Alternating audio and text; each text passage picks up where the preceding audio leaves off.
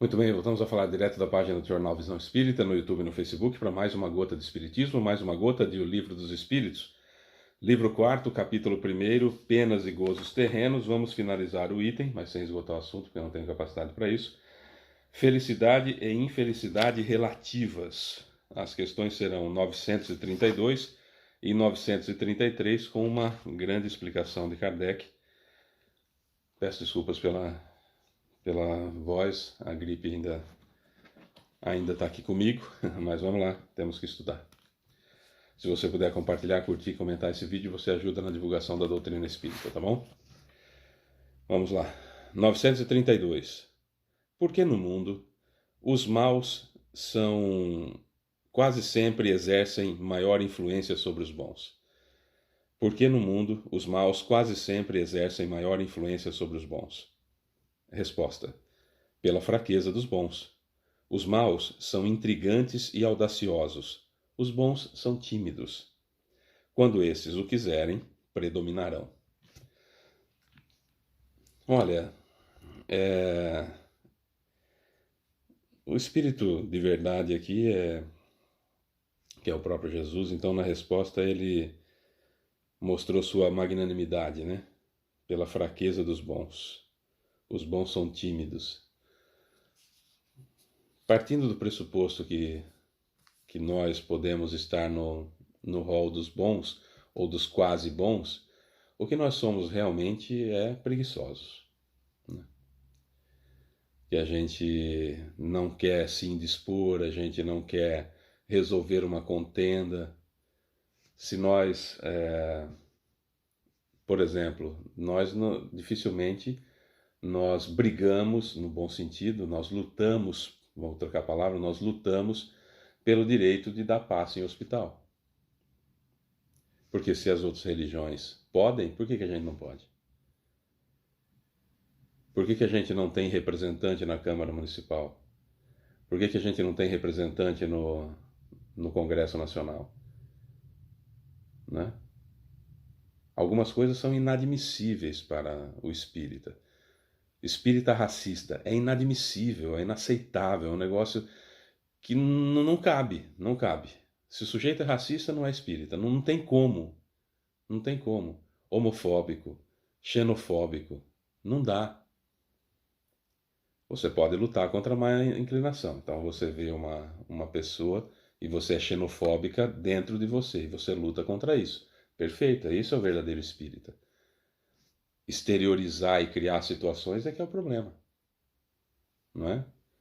Se colocar em situações que prevaleçam. Por exemplo, vamos imaginar que só eu professasse a fé espírita em casa e a Elaine não. E aí, olha, eu vou no centro toda segunda-feira para reunião de desobsessão, vou na quarta-feira para reunião de palestra, vou na sexta-feira na reunião de desobsessão e vou no domingo que tem palestra, um exemplo. Tá? E ela começa a criar problemas toda vez. Se é convidada para uma festa, ela aceita o convite naquele horário de ir na reunião, não me respeita. Eu, para não desagradá-la, covarde, e a covardia se manifesta de repente, sem que a gente imagine, de repente, puf, descobre que é covarde, é uma dor enorme também. Mas enfim, na covardia, para não se impor de uma maneira nobre, aceita e aí falta ao centro, cria para não ter problema em casa. Sabe, são essas situações que acabam criando problema no centro. Por exemplo, você quer trabalhar no centro? Quero dar passe no centro. Tá, então nós temos palestra às quartas e palestra aos domingos. Qual você vai dar passe? Eu vou dar passe nas palestras de domingo. Então, esquece, domingo você tem um compromisso com o plano espiritual de estar lá para dar passe nas pessoas que forem na palestra. Aconteça o que acontecer. Não, mas eu tenho as férias de final de ano que eu tenho que sair, porque senão, né? Porque senão, né? Porque senão, né? E se não der para eu vir, se acontecer alguma coisa, às vezes tem uma festa para ir. De domingo eu não posso assumir compromisso porque sou convidado para festa, para show. Vai depois. Ué, Mas depois. Nós somos espíritos vivendo uma experiência carnal. Não é o contrário. Nós não somos matéria, somos escolhidos por Deus para conhecer o espiritismo, não. Todos somos espíritos vivendo uma experiência carnal. Por que essa dificuldade? Então, os bons realmente são omissos. Fraqueza dos bons que não querem lutar pelas situações. Quantas vezes você ouviu alguém falar de você assim? Ah, o Fábio é dessas coisas aí de espírito. Essas coisas não. Respeito com a minha religião. Com clareza, firmeza e doçura. Recentemente, teve um sujeito que escreveu no comentário de um post meu do YouTube: o espiritismo não é religião. Eu falei: pera lá, você está equivocado. Espiritismo é religião, espiritismo é ciência e espiritismo é filosofia. Eu sou espírita, eu sei que é religião. Você imagina e quis colocar um rótulo. Respeito a sua opinião, mas você está equivocado. Não tenha medo. Para quê? Deixar as pessoas desmerecerem. Ah, o espiritismo é coisa do demônio. Tá, primeira coisa, o demônio não existe. Segundo, se a sua religião ela é exclusivista e Deus jogaria fora todos os outros, você não é cristão, apesar de usar o termo cristão. Recentemente nós estávamos numa conversa e alguém disse assim: eu sou cristão. Eu falei: eu também sou. Ah, você é cristão? Que igreja você vai? Eu falei: eu vou no centro espírita. Não, mas centro espírita espírita não é cristão. Eu falei: você conhece o espiritismo? Eu conheço, eu sei que é cristão. Né? E quando a gente fala cristão, a gente fala que é dos evangélicos. Eu falei: não, o nome disso aí é crente, que é o pior tipo de gente que existe. Que é aquela pessoa que acha que é melhor do que os outros. O evangélico a gente respeita. O crente é aquele tipo que acha que só ele está salvo e o resto ninguém presta. Ele ficou olhando para mim assim com uma cara. Falou: não quis ofender. Eu falei: não me senti ofendido não. Não me senti ofendido não. Só precisa deixar as coisas bem claras. Falei com doçura, não falei assim dessa forma que eu tô falando. Falei com doçura, explicando, né? Porque, pera lá, como assim? Ah, nós somos cristãos. Quanto mais a gente deixar esse tipo de coisa, é dessas coisas. Ei, já vai lá para essas coisas não. Eu vou para o centro para aprender, para entender o que Jesus fez, fazer o que ele fez também. Você respeita a minha religião. Nossa, Fábio, mas eu vou colocar em risco o meu casamento por causa da religião? Se o seu casamento é tão frágil que o fato de você ter uma religião e o fato de você exigir que o outro te respeite não é uma condição básica para casar, você não está casado, você está num relacionamento abusivo, tóxico, que faz mal. Então, pera lá, você não está casado, você não está casada, você está num relacionamento tóxico. Porque a premissa do casamento é que o um respeite o outro.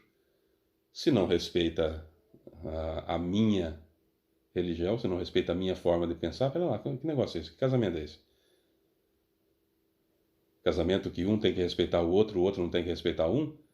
Então você não está no casamento, você está numa relação tóxica. Sai dela o quanto antes você puder. Porque você vai ser responsável pelo mal que você vai criar nos seus filhos. Por aquela situação tóxica que você está fazendo eles viverem. É como se você tivesse dentro da sua casa aquele monte de fumaça de cigarro, que todos fumassem, e você fica ali dentro fazendo seus filhos respirarem aquela fumaça tóxica do cigarro, porque o outro não te respeita. Percebeu? É a mesma situação. 933. Se o homem é frequentemente o artesão de seus sofrimentos materiais, o mesmo vale para os sofrimentos morais? Resposta: mais ainda, pois os sofrimentos materiais são às vezes independentes da vontade. No entanto, o orgulho ferido, a ambição frustrada, a ansiedade da avareza, a inveja, o ciúme, em resumo, todas as paixões são torturas da alma. A inveja e o ciúme Felizes dos que desconhecem esses dois vermes vorazes. Com a inveja e o ciúme não existe calma, não há repouso possível para aquele que é atingido por esse mal. Os objetos de sua cobiça, de seu ódio e despeito se erguem diante dele como fantasmas que nunca lhe dão trégua e o perseguem até durante o sono. O invejoso e o ciumento vivem num estado de febre contínua.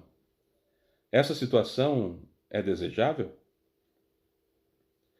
Não compreendeis que com suas paixões o homem cria para si suplícios voluntários e a terra torna-se para ele um verdadeiro inferno? Aí Kardec explica. Aliás, uma explicação, como sempre, extraordinária. Muitas expressões pintam claramente os efeitos de determinadas paixões. Costuma-se dizer estar inflado de orgulho, morrer de inveja, secar alguém por ciúme, perder o apetite e a sede, etc. E esse quadro é bem real. Às vezes o ciúme não tem um objeto determinado. Há pessoas ciumentas por natureza, que sentem ciúmes de tudo que se eleva, de qualquer um que escapa do lugar comum, mesmo quando não tem nenhum interesse direto, mas unicamente por não poderem atingir o mesmo plano. Tudo o que lhes parece estar acima dos horizontes as ofusca. Se fossem maioria na sociedade, desejariam rebaixar tudo ao seu nível, àquele nível que se encontram. É o ciúme aliado à mediocridade. Na maioria das vezes, o homem só é infeliz pela importância que dá às coisas da terra. A vaidade, a ambição e a cobiça, quando frustradas, fazem-no infeliz. Se colocar acima do estreito círculo da vida material, se elevar seus pensamentos ao infinito, que é o seu destino, as vicissitudes da humanidade vão parecer-lhe tão mesquinhas e pueris, infantis, de criança, como a tristeza da criança aflita com a perda de um brinquedo que representava sua felicidade suprema.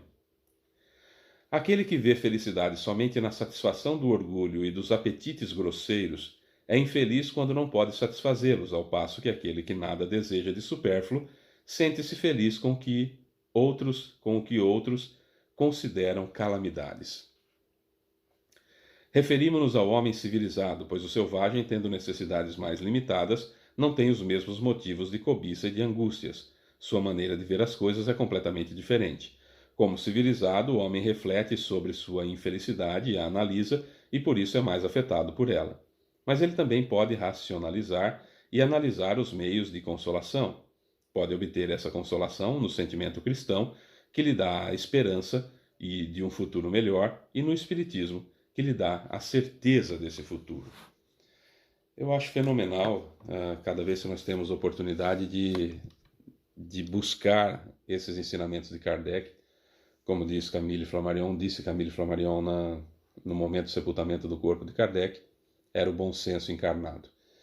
Realmente, para obter essa consolação, né, mas ele, o ser humano, também pode racionalizar e analisar os meios de consolação para todo o sofrimento que ele está sentindo. Para obter essa consolação, pode obter essa consolação no sentimento cristão, que lhe dá a esperança de um futuro melhor, e no espiritismo, que lhe dá a certeza desse futuro melhor. Então nós temos certeza com o espiritismo, nós não achamos nada, nós temos certeza, não é uma opinião, o espiritismo não é uma opinião, o espiritismo é uma certeza que nós temos. A inveja e o ciúme são situações bastante complicadas.